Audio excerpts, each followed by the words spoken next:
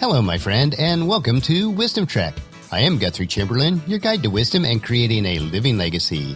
Thank you for joining us for our 5-day per week Wisdom and Legacy Building podcast. This is day 403 of our trek, and today is Philosophy Friday. Every Friday, we will ponder some of the basic truths and mysteries of life and how they can impact us in creating our living legacy. Today, we will complete our trek covering the cycles and seasons of life. We will continue with the winter season that we started last Friday and then wrap up the trek with a recap. We are broadcasting from our studios at Home 2 in Charlotte, North Carolina. Our workload has been steady this week, and we continue to make slow but sure progress on the various projects that we are working on. This is not unlike the cycles that the farmer goes through during the various seasons of the year. The analogy comparing the waiting for the Lord's return to the farmer in James chapter 5 verse 7 explains life pretty well. Dear brothers and sisters, be patient as you wait for the Lord's return. Consider the farmer who patiently waits for the rains in the fall and in the spring. They eagerly look for the valuable harvest to ripen. To be successful in life, it is imperative that we fully understand the laws of planting and harvesting, realizing also that during your lifetime, there will be many different cycles of seasons. Just because particular cycles of seasons did not produce the harvest that you expected, don't let that control your future seasons or the entirety of your life. Today on our trek, let's continue with the winter season, which must be a time for reflection and planning, while each new spring season gives us an opportunity to start new again. Today's trek is titled, Make Your Winter Seasons Count. As we continue to contemplate the winter seasons of life, you need to grasp that throughout all seasons of the year, winter can touch your lives in very small ways, as if it were testing you and providing you with subtle reminders of the plight of those whose lives are surrounded by winters. Winter can be lost opportunities or the loss of a love. A winter can be when a trusted friend gives you cause for disappointed, or when your children, young or old, make unwise decisions that will force them into a winter season. A frigid blast from the cold, harsh words of someone you love is like the winter season, and so is the pessimism or cynicism from someone whose advice or counsel that you seek. A major challenge confronting those who seem to be in a perpetual winter is that they don't prepare for the arrival of spring, and they lack ability to recognize that arrival. So that you don't become a person like that yourself, you must be planning, learning, and preparing so that you become part of the solution rather than allowing yourself to remain part of the problem. If you are currently without love, money, or employment, it is a winter season for you, and its very appearance is because you've missed springtime somewhere. Even if it was not your intention, neglect is always costly, and winter is merely a circumstance, an effect brought on by some earlier cause. Dwelling on the severity of your personal winter merely makes that winter more difficult to endure. You must search the inner confines of your mind and your soul for the purpose of discovering the real cause within you. Adversity is seldom attributed to someone or something outside of ourselves. To blame outside influences for the circumstances of winter is a convenient excuse for misplacing your responsibility. It is the normal human tendency to place the blame of winter on someone else, which is why most humans harvest the result of mediocrity that accompanies such a behavior. For circumstances to change, your attitudes, opinions, and habits must change. Conversations on how circumstances ought to be or why situations aren't fair is just that, conversation. Unproductive conversation is what the lazy or unambitious engage in during the winter seasons of life, for there is a certain euphoria that such empty conversation produces, which dulls the senses of the harsh realities of how circumstances really are. This same euphoria is found in television and on the internet.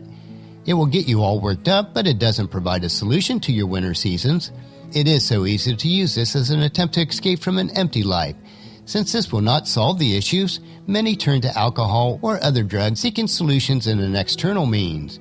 Others turn to idle gossip, which allows those who engage in it to overlook their own weaknesses by attacking the weaknesses of others. Instead, let winter find you planning for the arrival of spring, not contemplating the errors of commission or omission from last year. Let winter find you with a joyful countenance and a happy heart. Even if your winter is still dark and cold currently, share a good word with all those around you. Do it with confidence in the future, not apprehension, with an appreciation for the past, not regret, and finally, with a gratitude for your achievements, adversities, and uncertainties of life. For each of these is a form of blessing which removes all limitations from the future possibilities of life. Winter is a time for examining, pondering, and introspection. It is a time for reevaluating both your purpose and procedure, for rediscovering an often misplaced sense of purpose. It is the time for finding new ways of solving old dilemmas and for devising unique plans for contributing to others that are less fortunate than yourself. It is a time for understanding and controlling anger, that frequent human emotion which causes us to pass judgment without fair deliberation. It is a time to analyze your fairness and to overcome your tendency to hastily spew out condemnation without full investigation, which is the height of ignorance. Winter is a time for being sincere with yourself about yourself, when the tendency is to fool yourself. It is a time for developing the skills that will allow you to get along with imperfect people, for even a fool can get along with perfect people. It is also a time for becoming wise enough to know what to say, as well as to know what to overlook and what not to say. The wisdom that comes from this careful use of winter teaches you also that evolution is merely a revolution at a slower pace, and that constant gradual change is the order of God's universe. Only those human worthy attributes of honesty, loyalty, love, trust in God and in your fellow humans are meant to remain constant. Winter is a time for being grateful for your achievements or for having endured your lack of achievement. The physical inactivity of the winter season is a time for adding to your storehouses of knowledge through continued education, which in truth does not mean that learning things that you do not know, but learning to behave as you do not now behave. The fact and things of life are automatically learned when you become inspired with the excitement of high expectations and belief in your own abilities.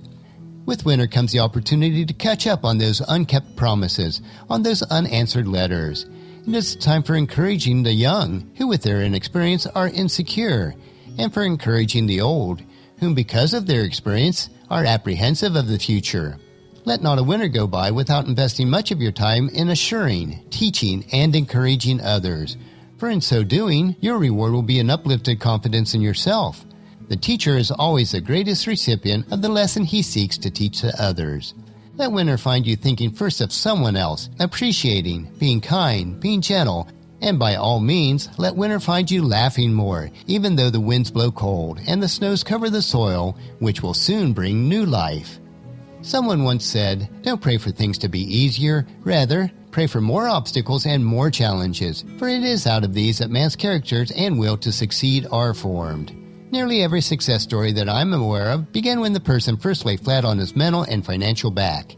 In this condition, people usually become sufficiently disgusted to reach deep down inside and pull out their talents, abilities, desire, and determination, which are the basic essentials required for anyone wishing to free themselves from their winters of life. It is in the face of adversity that circumstances begin to change, and the circumstances always change as a result of personal change that takes place. I have discovered that circumstances never change by themselves. It is when a human with sufficient disgust, desire, and determination to change their life finally steps up and shouts for all the world to hear, I have had it with defeat and humiliation. I will not tolerate it any longer. That is a time when fate and circumstances calls a hasty conference, and all three wearily agree. We had best step aside because we are powerless to stop that kind of resolve. Unfortunately, the masses of people don't change. They wait for circumstances to change, blaming others or blaming the circumstances for their meager progress. They accept defeat as though it was God's design for humanity to wallow in pools of defeat and self-pity. The fact is that life is going to continue even though you may now be defeated. The world will wake up tomorrow just as it did today, and the events will continue to unfold with repeated regularity of God's creation. Your role of present failure or success is a temporary condition. You can rebound from failure as surely as you gravitated into failure. The condition of any person who feels defeated or ashamed is being repeated by thousands of humans around the world at the same time at this very moment.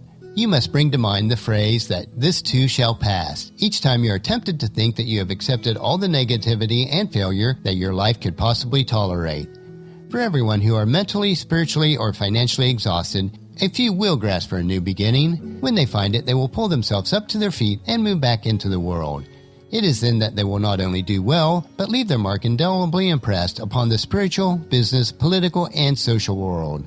They will be written about, talked about, and examined by their peers in numerous ways. The world will pass judgment on them as being lucky in some way, and will be aware of the agony and the loneliness that one must experience before they begin their march toward accomplishment. So as foolish as this may sound, thank God for your present limitation or failure, if that should be the case, for you now occupy a status from which nearly all success stories originate.